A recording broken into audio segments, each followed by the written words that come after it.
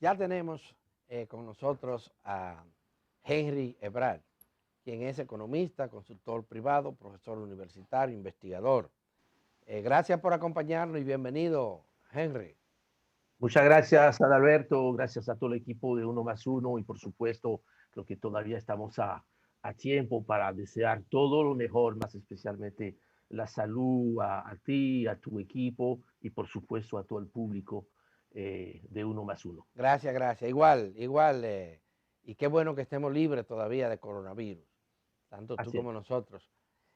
Bueno, la pregunta obligada es, ¿cuál es la reacción que tiene frente a las noticias que dio ayer el gobierno en materia económica? Por un lado, la reducción del déficit fiscal, de la proyección que se tenía originalmente del déficit fiscal, y por otra parte, la información que da el Banco Central de que tiene un volumen de reservas en divisas históricas, o sea, como nunca antes lo había tenido.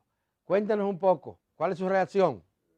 ¿Cómo no? Mira, yo creo que definitivamente han sido buenas noticias y yo creo que eso es parte también del relato comunicacional que es necesario construir frente a momentos de crisis que todavía son importantes. O sea, que lograr comunicar buenas noticias que además son ciertas, o sea, vamos a claro, no es solamente comunicación, pero mira, si tú tienes buenas noticias y tú no las comunicas, pues se pierden. Y yo creo que es importante en medio de una crisis que se vea que empieza a producirse elementos para pensar que hay grandes posibilidades que el 2021 sea mucho mejor que el año 2020, independiente después de otro tema que va a ser toda la discusión de las reformas pendientes, que yo creo que es el centro de la agenda económica. Pero contestando ya más concretamente tu pregunta, ¿de qué se trata? Efectivamente, mira, se ha anunciado una reducción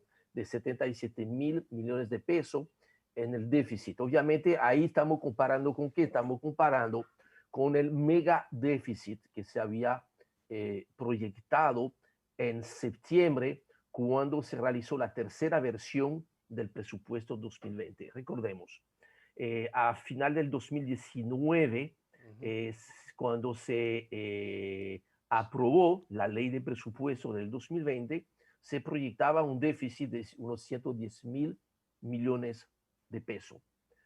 En julio, cuando se realiza la primera modificación del presupuesto, modificación que le tocó a la administración anterior, se duplicó un poquito más la perspectiva de déficit fiscal de 110 a 234.000 millones de pesos. En septiembre, ya cuando se presenta y se aprueba el presupuesto complementario 2020, se pasa de 234.000 millones de pesos de déficit a 418.000 millones. La reducción de 77.000 millones es obviamente versus esos 418.000 millones de pesos, que debe decir que entonces lo que anunció ayer el gobierno es una interesante reducción de 77.000 millones de pesos. Ese es el, vamos a decir, el lado bueno, muy positivo de la noticia, pero no deja de ser también una noticia que,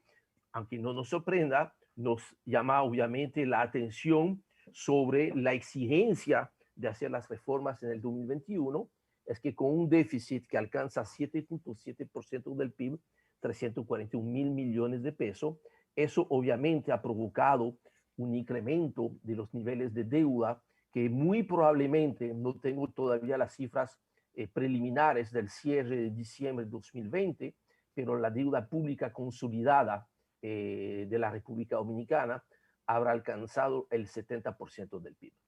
Eso es mucho, pero mucho dinero y muy preocupante. ¿Y cómo evalúa también el tema de las reservas del Banco Central, de que se hablaba ayer?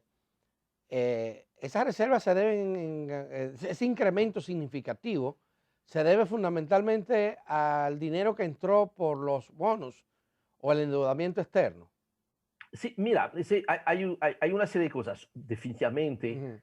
la emisión de bonos, que fue muy exitosa en el mes de septiembre, que creo que fue quizás el primer logro altamente significativo del equipo económico del gobierno de Luis Abinader fue la colocación de 3.800 millones de dólares de bono. Inclusive no se te habrá escapado que inclusive la comunidad internacional estaba casi solicitando más de 9.000 millones de dólares.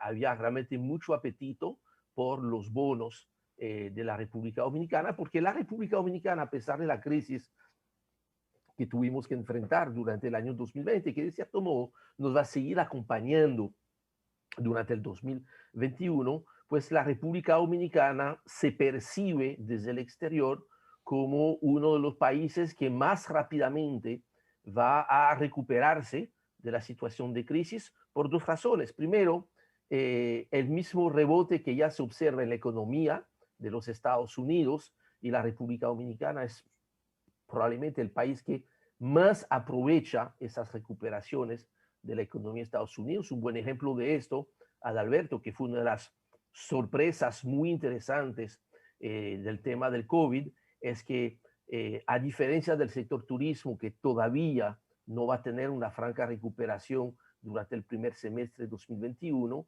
en el caso del sector zona franca, todo lo contrario, ya a partir del mes de septiembre del año pasado, del año 2020, ya se producía no solamente un crecimiento del sector, sino que por 3 meses consecutivos, septiembre, octubre, noviembre, se registraron los mejores meses de septiembre, octubre y noviembre de toda la historia de la zona franca en la República Dominicana. El tema de las remesas, que fue también otra sorpresa extraordinaria, que ha ayudado mucho también a la economía dominicana y a la posición de divisas. En vez de caer un 15% las remesas, había expectativa que en vez de recibir 7.000 millones, íbamos a recibir unos 5.500 millones de dólares. Realmente se alcanzó un nuevo récord este año. Las remesas habrán cerrado el año 2020 por encima de los 8.000 millones de dólares.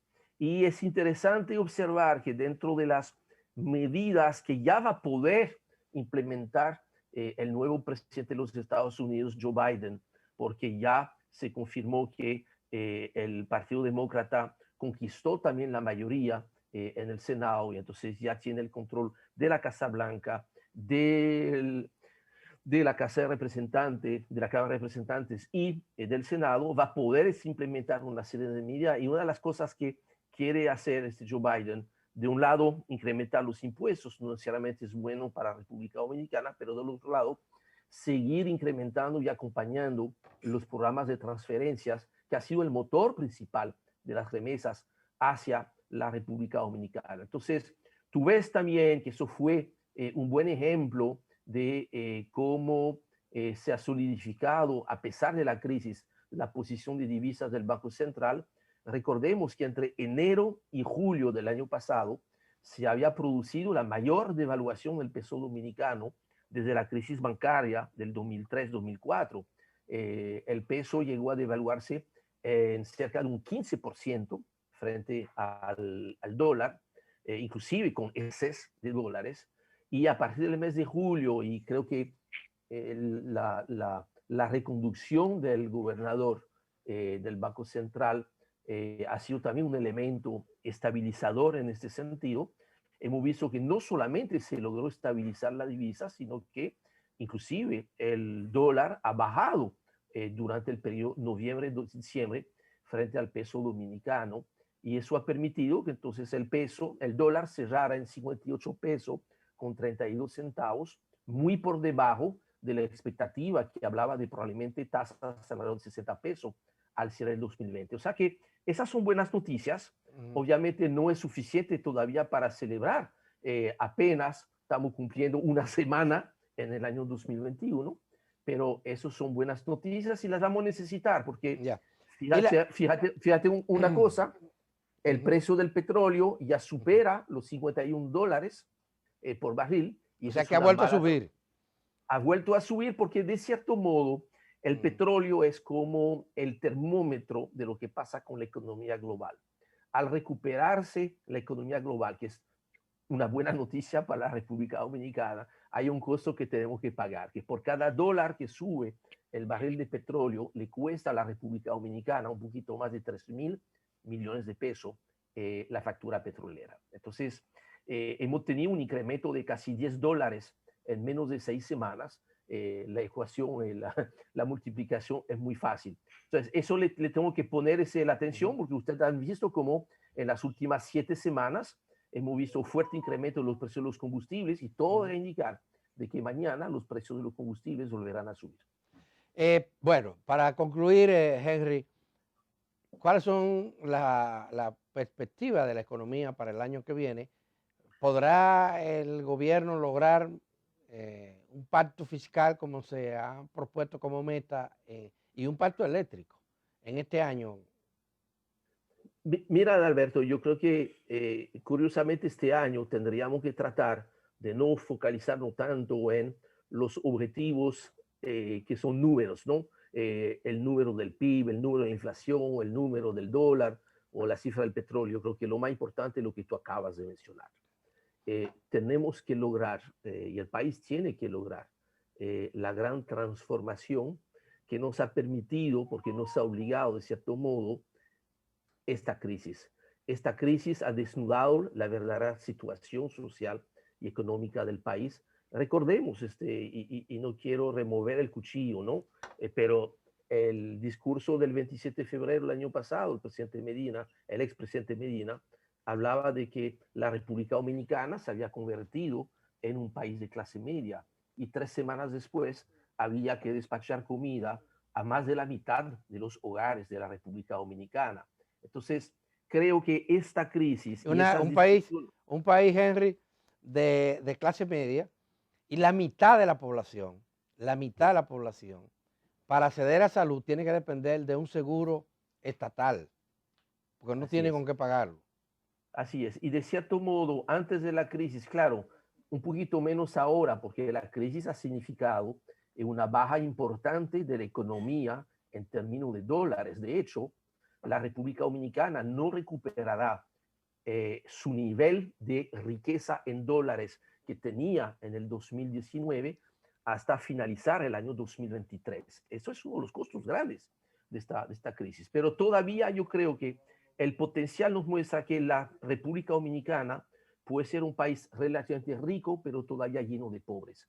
Y esto socialmente no es sostenible, además que es completamente injusto. Así que yo espero de verdad que todos los actores que van a ser invitados y convocados a esos importantes debates en el seno del Consejo Económico y Social se despojan un poquito de los viejos intereses de siempre, dejemos de mirar en el retrovisor y miramos hacia adelante. Y ahí yo creo que el papel del presidente de la República tiene que ser ejemplar. Es él que tiene que construir el relato y es el que va a tener que asumir con mucho liderazgo al final de las discusiones, donde probablemente no se llegue probablemente a una firma de un pacto fiscal, un pacto social, porque son tantos elementos, son tantos intereses encontrados, que en algún momento pues el árbitro tendrá que pitar el final del recreo y tomar las decisiones de rigor, comunicarlas y construir ese relato, e invitar entonces a la sociedad dominicana,